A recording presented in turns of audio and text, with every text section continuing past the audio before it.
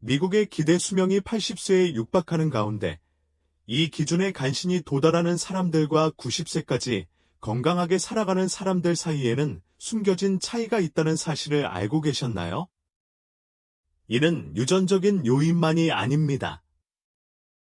연구자들은 고군분투하는 사람들과 노년에 성공하는 사람들을 구분하는 구체적인 요인들을 밝혀냈습니다. 오늘 저는 당신의 장수에 조용히 영향을 미치는 5가지 예상치 못한 이유를 알려드리겠습니다. 의사가 절대 언급하지 않을 수도 있는 요소들이죠. 네 번째 이유는 최근 장수 연구에서 의학 연구자들조차 놀라게 했지만 현재 건강 상태와 관계없이 오늘부터 바꿀 수 있는 부분입니다. 흡연이나 비만처럼 명백한 원인이 아니라 사랑하는 사람들과 함께 90번째 생일을 맞이할지 아니면 70대의 심각한 건강 문제에 직면할지를 서서히 결정하는 미묘하고 눈에 보이지 않는 힘입니다. 여러분께 놀라운 분을 소개하고 싶습니다. 바로 노인의학 전문의 엘리너 로버츠 박사입니다. 그녀의 연구는 노화에 대한 우리의 이해를 근본적으로 바꾸어 놓았습니다. 35년의 경력 동안 로버츠 박사는 매우 흥미로운 사실을 기록했습니다. 거의 동일한 병력, 생활습관, 유전적 배경을 가진 환자들이 극명하게 다른 속도로 노화되고 있다는 것입니다. 어떤 환자들은 90대까지 건강하게 살면서 예리한 두뇌와 활동적인 몸을 유지하는 반면 어떤 환자들은 70대 초반에 급격한 노화를 경험했습니다. 그녀가 꼼꼼한 연구를 통해 발견한 내용은 오늘 영상의 토대가 되었습니다. 그녀의 연구 결과는 80세 이후의 수명과 관련하여 간과되었던 특정 요소들이 전통적인 건강 지표보다 더 중요할 수 있음을 보여줍니다. 계속하기 전에 궁금한 게 하나 있습니다. 우아하게 나이 드는 친구나 가족과 그보다 일찍 어려움을 겪었던 친구나 가족 사이에 어떤 차이가 있는지 느껴보셨나요? 여러분이 관찰한 패턴은 앞으로 논의할 내용과 완벽하게 일치할 수도 있습니다. 아래 댓글에 여러분의 관찰 결과를 공유해주세요. 여러분의 통찰력은 우리 지역 사회의 다른 누군가에게 도움이 될 수 있습니다. 단순히 더 오래 사는 것이 아니라 더 나은 삶을 살고 싶다면 구독 버튼을 누르고 이 영상에 좋아요를 눌러주세요. 이 간단한 행동은 다른 사람들이 삶을 바꿀 수 있는 이 정보를 찾도록 돕고 노인들이 단순히 생존하는 것이 아니라 더 잘 살아갈 수 있도록 돕는 저희의 사명을 뒷받침합니다. 장수에 큰 영향을 미치는 첫 번째 침묵의 요인은 이제 연구자들이 하루 15개 비의 담배를 피우는 것만큼이나 위험한 것으로 간주하는 사회적 고립과 외로움입니다. 브리검 영대학교의 획기적인 연구에 따르면 사회적 고립은 사망 위험을 무려 29%나 증가시킵니다. 이 사실을 명심하세요. 다른 사람들과 단절되는 것은 매일 담배 한 갑씩 피우는 것만큼이나 건강에 해롭습니다. 로버츠 박사는 자신의 경력 내내 이 현상을 기록했습니다. 저는 환자들의 사회적 관계 변화를 관찰하는 것만으로도 어떤 환자들이 빠르게 쇠퇴할지 예측할 수 있었습니다. 그녀는 강한 공동체적 유대감을 유지한 사람들이 고립된 환자들보다 더 오래 살았다는 것을 관찰했는데, 고립된 환자들이 서류상으로는 더 나은 의학적 기록을 가지고 있었음에도 불구하고 그랬습니다.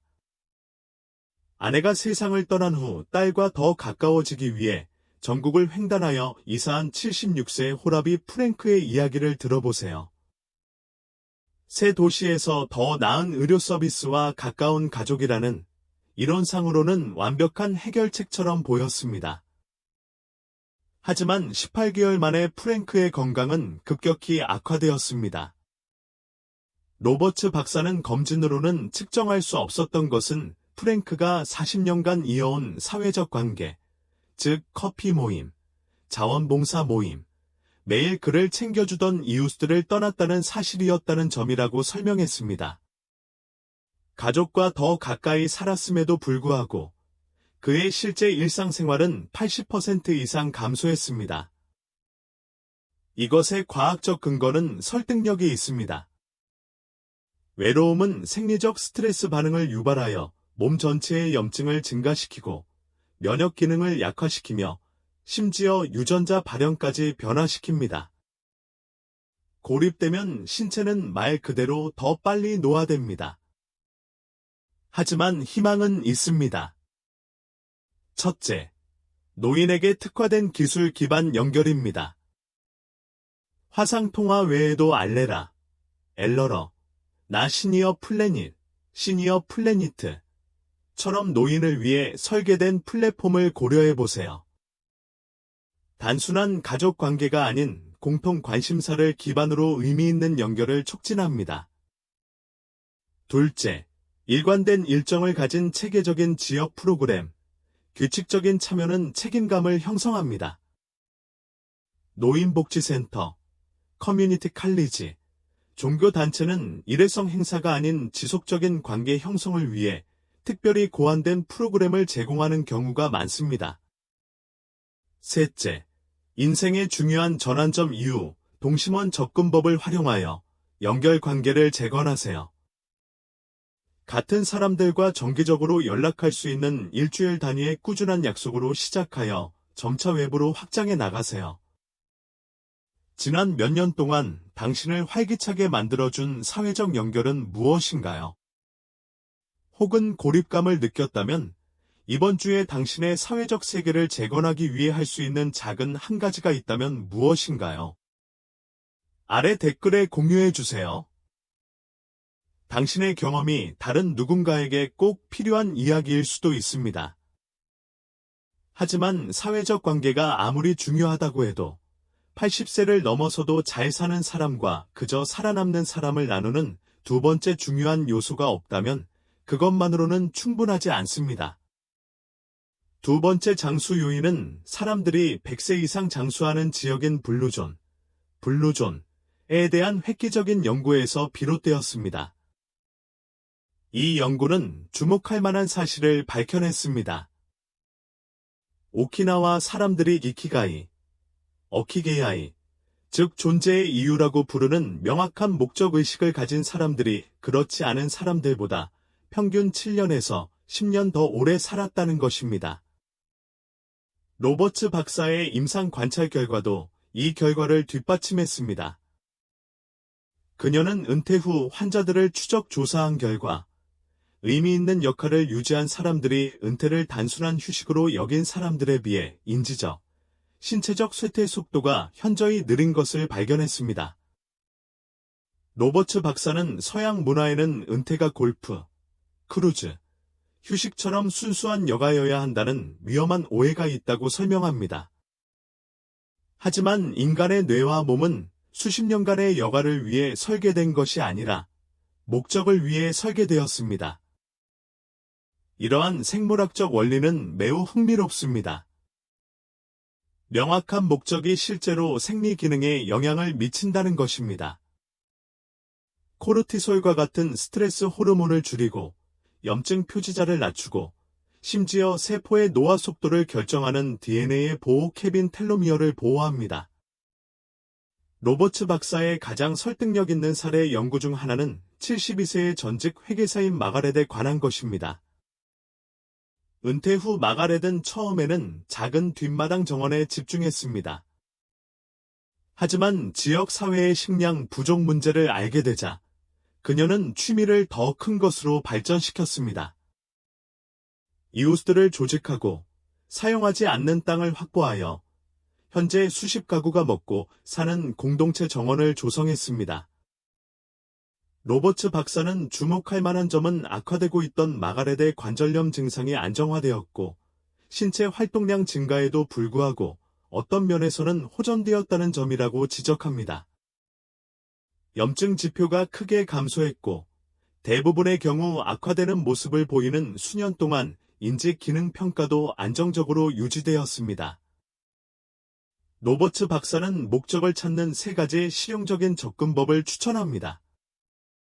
첫째, 직업 정체성을 넘어 당신만의 고유한 기여를 찾으세요. 내가 축적한 지혜와 기술로 어떤 문제를 해결하는 데 도움을 줄 수 있을까? 라고 자문해 보세요. 핵심은 단순히 바쁘다는 느낌이 아니라 진정으로 필요한 존재라는 느낌을 갖는 것입니다. 둘째, 일본의 이키가이 프레임워크처럼 체계적인 도구를 활용하세요. 이 프레임워크는 당신이 좋아하는 것, 잘하는 것, 세상이 필요로 하는 것, 그리고 당신을 지탱할 수 있는 것의 교차점을 찾아줍니다. 셋째, 작게 시작하되 꾸준히 헌신하세요. 목적에는 거창한 행동이 필요하지 않습니다. 매주 꾸준히 하는 자원봉사는 가끔 하는 큰 행사보다 더 큰 의미를 부여하는 경우가 많습니다. 아침에 일어날 이유가 되는 것은 무엇인가요? 아무리 간단하든 심오하든 당신의 목적을 댓글로 공유해 주세요. 당신의 답변은 목표를 찾고 있는 다른 누군가에게 영감을 줄 수도 있습니다. 하지만 강력한 사회적 연결과 명확한 목적이 있음에도 불구하고 많은 노인들은 자신도 모르게 70세 이후의 수명을 조용히 단축시키는 세 번째 요인으로 인해 수명을 망치고 있습니다. 노인들의 수명을 조용히 단축시키는 세 번째 요인이 지금 여러분의 약장에 놓여 있을지도 모릅니다. 65세 이상 미국인이 평균적으로 하루에 처방약을 5개 이상 복용한다는 사실 알고 계셨나요? 일반 의약품과 건강보조제는 여기에 포함되지 않았습니다.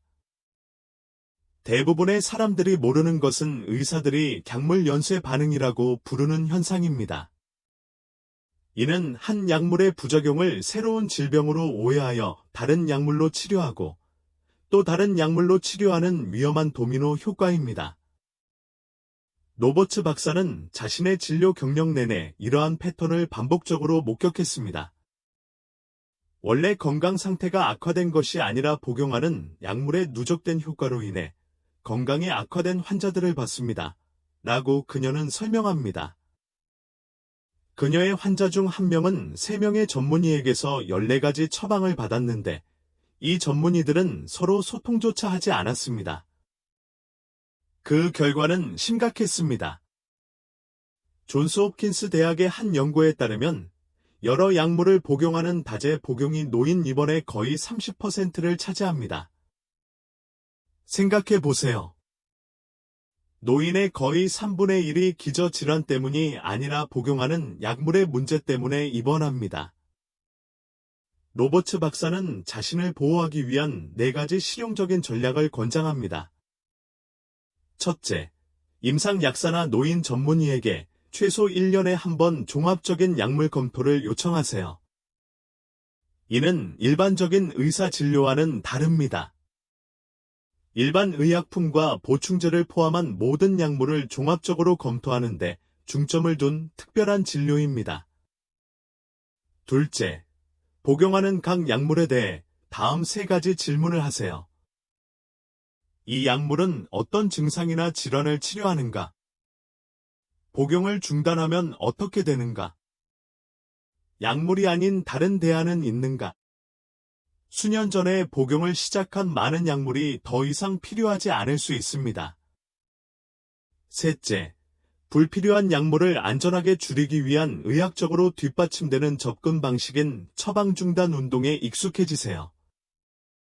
캐나다 처방중단 네트워크, 커네이디언 디프리스크라이빙 네트워크는 다음 진료 예약 시 활용할 수 있는 훌륭한 자료를 제공합니다. 넷째, 기본적인 약 목록 작성 도구 외에도 약물 관리 도구를 활용하세요. 메디세이프, 메디서프와 같은 앱은 약물을 추적하고 잠재적 상호작용을 파악하는 데 도움이 됩니다. 일부 약국에서는 약물을 시간대별로 분류한 특별 포장을 제공합니다. 마지막으로 모든 약을 함께 검토해 본 게 언제였나요? 아니면 의사의 도움을 받아 성공적으로 약 복용량을 줄인 적이 있나요? 댓글에 여러분의 경험을 공유해 주세요. 여러분의 이야기는 다른 누군가에게 이 중요한 단계를 밟는 데 도움이 될 수 있습니다. 하지만 약 복용량을 최적화하더라도 네 번째 요인은 여전히 당신의 수명에 조용히 영향을 미칠 수 있습니다.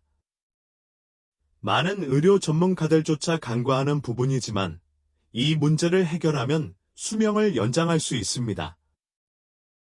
네 번째 요인이자 의학 연구자들을 놀라게 한 요인은 과학자들이 현재 인플러미징이라고 부르는 것, 즉 몸 전체의 노화를 조용히 가속화하는 만성적이고 저급한 염증에 있습니다.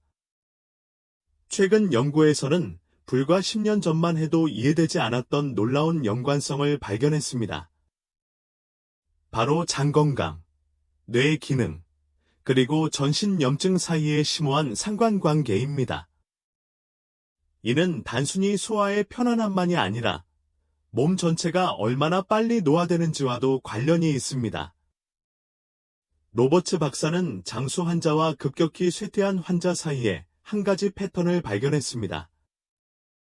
지속적인 소화기 질환을 가진 환자들은 심혈관, 인지, 근골격계 등 여러 기관에 걸쳐 노화가 가속화되는 양상을 보였습니다.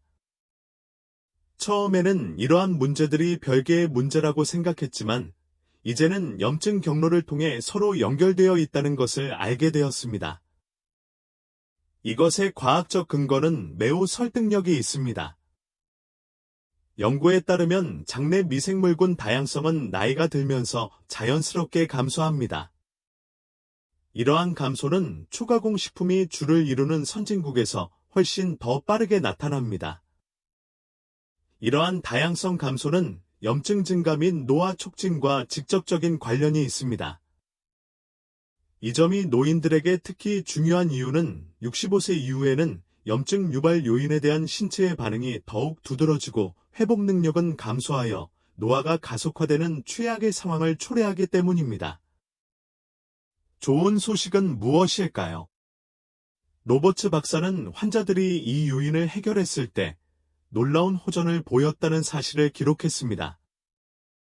염증 지표가 걱정스럽고 초기 인지 기능 변화를 보였던 75세의 하워드를 예로 들어 보겠습니다. 6개월 동안 집중적인 장 건강 관리 중재를 받은 후 그의 염증 지표는 정상화되었고 인지 기능 평가도 개선되었으며 관절염 증상도 완화되었습니다. 로버츠 박사는 노인을 위해 특별히 4가지 근거 기반 접근법을 권장합니다. 첫째, 노인에게 맞춤화된 항염증 성식이 패턴, 특히 지중해식이나 민드식단을 채택하되 연령에 따른 소화 및 영양소 흡수 변화를 고려하여 수정해야 합니다. 둘째, 적절한 시기에 프리바이오틱스와 프로바이오틱스 식품을 섭취하여 장 건강을 전략적으로 회복해야 합니다. 노인에게는 타이밍이 중요합니다.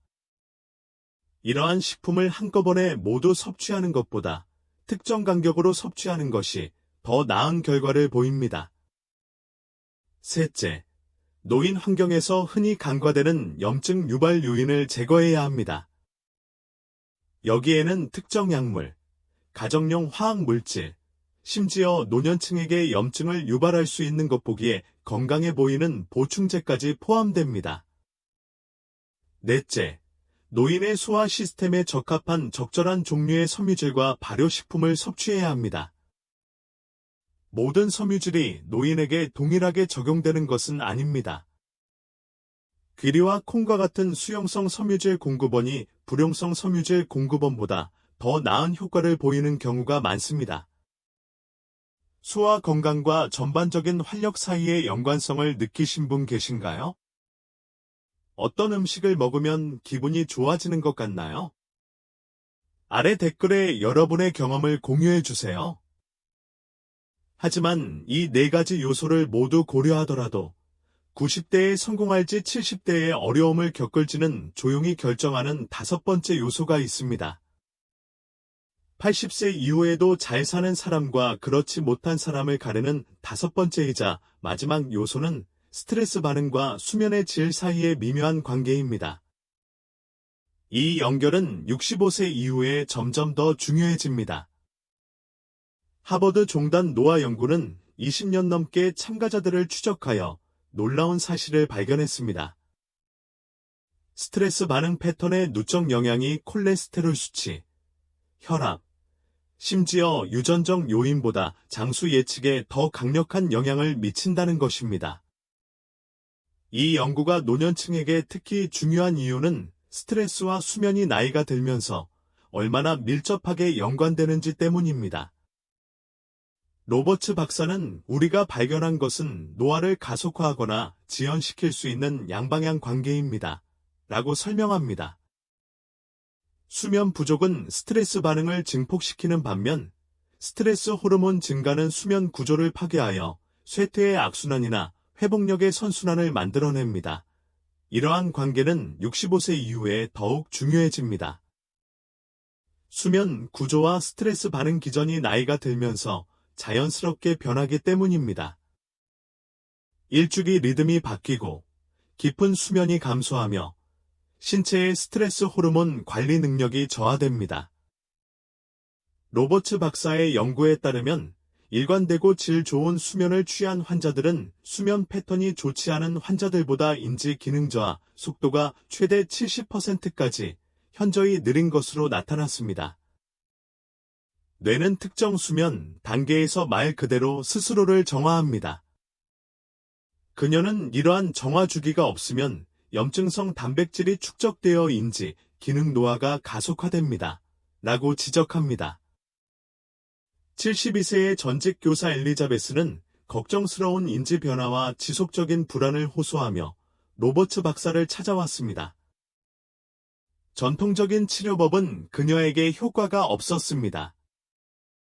하지만 엘리자베스는 나이에 맞춰 특별히 고안된 통합수면 및 스트레스 관리법을 통해 3개월 만에 놀라운 호전을 보였습니다. 기억력 평가가 향상되었고 염증 지표는 감소했으며 자가 보고된 삶의 질 점수는 40% 증가했습니다. 로버츠 박사는 일반적인 조언과는 상당히 다른 연령에 적합한 4가지 개입 방법을 권장합니다. 첫째, 연령 관련 변화를 고려한 노인 맞춤형 수면 위생을 실천하십시오. 여기에는 약간 더 따뜻한, 차가운 것이 아닌 수면 환경과 변화된 일주기 리듬에 기반한 전략적 조명 노출과 같은 반직관적인 접근 방식이 포함됩니다. 둘째, 노인에게 특별히 검증된 스트레스 관리 기법을 도입하십시오. 연구에 따르면 마음 챙김 기반 스트레스 감소 및 심박수 변이도 훈련과 같은 기법은 젊은 성인보다 노인에게 더 효과적인 것으로 나타났습니다. 셋째, 휴식과 활동의 타이밍을 최적화하십시오. 65세 이후에는 기존의 16시간 깨어있음 8시간 수면 패턴이 효과가 떨어집니다. 따라서 활동과 회복을 번갈아 가며 하는 것이 더 나은 결과를 가져옵니다. 넷째, 기존의 수면 조언이 노인에게 종종 실패하는 이유를 이해하십시오. 낮잠을 자지 않거나 일정한 취침 시간을 유지하는 것과 같은 일반적인 권장사항은 수면 구조의 자연스러운 연령 관련 변화를 반영하기 위해 65세 이후에는 상당한 수정이 필요합니다. 수면의 가장 큰 어려움은 무엇인가요? 아니면 수면의 질을 향상시켜준 무언가를 찾으셨나요? 여러분의 경험이 우리 지역 사회의 다른 누군가에게 도움이 될 수도 있습니다. 이 5가지 요인은 고립된 문제가 아닙니다. 서로 연결된 그물망을 형성하여 노화 과정을 가속화하거나 지연시킵니다. 로버츠 박사의 접근법이 그토록 강력한 이유는 이러한 요소들이 어떻게 서로를 증폭시켜 악순환을 만들어내는지 또는 그녀가 말하는 장수의 선순환을 만들어내는지 이해하기 때문입니다. 로버츠 박사는 이러한 요소들을 올바른 순서로 다룰 때, 각 요소를 개별적으로 다룰 때 기대했던 것보다 훨씬 더 큰 연쇄적 효과를 얻을 수 있다고 설명합니다. 그녀의 연구는 최대 효과를 위한 최적의 순서를 제시했습니다. 약물 검토 및 조절부터 시작하여 염증과 장 건강을 관리하면 스트레스 반응과 수면의 질을 개선하는 생리적 기반이 마련됩니다. 이렇게 개선된 신체 기준을 통해 환자들은 더욱 효과적으로 사회적 관계를 구축하고 의미 있는 삶의 목적을 발견할 수 있습니다. 이러한 순서는 강력한 선순환을 만들어냅니다.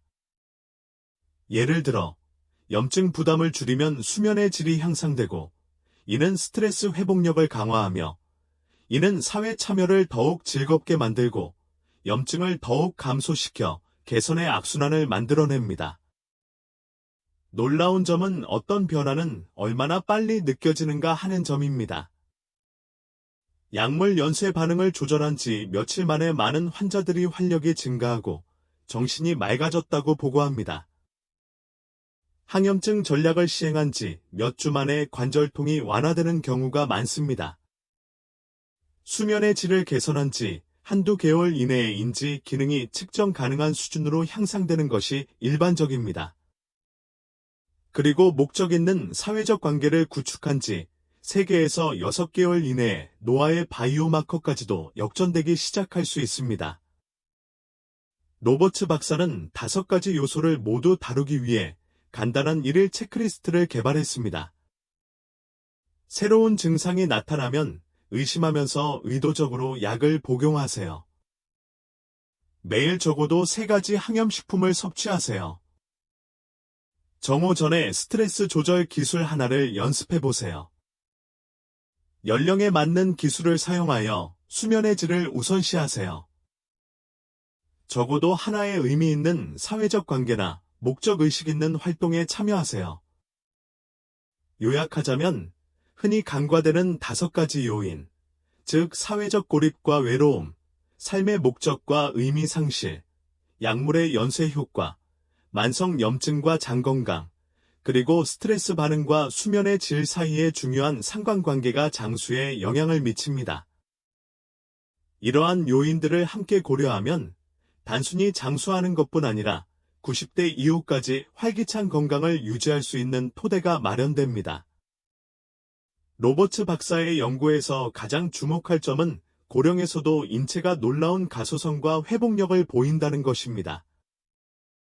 특정 연령 이후 쇠퇴는 불가피하다는 구시대적인 믿음은 현대 과학에 의해 완전히 반증되었습니다. 저는 환자들이 이러한 요소들을 개선했을 때 80대에도 건강 상태가 완전히 바뀌는 것을 보았습니다. 로버츠 박사는 보행기를 사용하고 12가지 약물을 복용하며 인지 기능 저하 징후를 보였던 86세 남성의 사례를 강조합니다. 18개월 후, 이 5가지 요인을 체계적으로 개선한 후, 그는 단 3가지 약물만 복용하고 독립적으로 이동할 수 있었으며, 인지 기능 평가는 10년 더 젊은 사람의 수준으로 향상되었습니다. 이것은 아마도 나이가 들면서 우리가 받아들일 수 있는 가장 강력한 진실일 것입니다. 우리가 피할 수 없는 노화라고 생각하는 많은 측면들은 사실 선택이지 필연적인 것이 아닙니다. 많은 사람들이 두려워하는 노화는 DNA에 프로그램된 것이 아닙니다. 그것은 흔히 간과되는 5가지 요인들이 모여 만들어내는 결과이며 이 5가지 요인들이 조용히 우리의 수명을 좌우합니다. 연구 결과는 분명합니다. 이러한 요인들을 해결하면 단순히 수명이 늘어나는 것이 아니라 오히려 더 많은 생명을 얻게 됩니다. 이는 단순히 80세 이후에도 살아가는 것과 90세까지 진정으로 건강하게 살아가는 것의 차이입니다. 이 5가지 요소 중 가장 놀라웠거나 자신의 경험과 가장 공감되는 부분은 무엇인가요?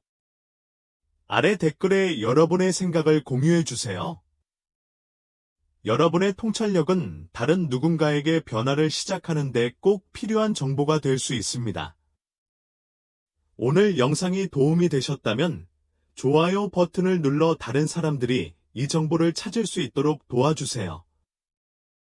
그리고 자신만의 방식으로 나이 드는 데 전념하고 있다면 라이프 어드바이스 포 올더 피플을 구독하여 수명을 연장하고 더 많은 삶을 더 오래 살 수 있도록 도와줄 증거 기반의 통찰력을 얻어보세요.